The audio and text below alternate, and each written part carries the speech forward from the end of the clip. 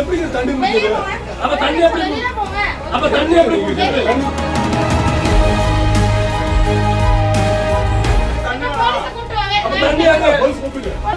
எனக்கு plastic checking தான் வேலை. நீ காலி பால் எடுத்துவாங்க. குடிக்கிறதுக்கு தண்ணி இது. குடிக்கிற தண்ணி. 5000 ரூபாய் ஃபைன் கட்டுங்க.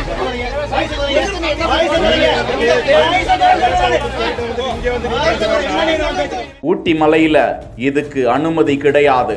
வாகனங்களை மறித்து பிளாஸ்டிக் பொருட்களை பறிமுதல் செய்த பெண்களிடம் கடுமையாக வாக்குவாதத்தில் ஈடுபடும் சுற்றுலா பயணிகள் குறித்த காட்சி தமிழக, கேரள, கர்நாடக மாநில எல்லை பகுதியில் அமைந்திருக்கிறது நீலகிரி மாவட்டம் கூடலூர் பகுதி.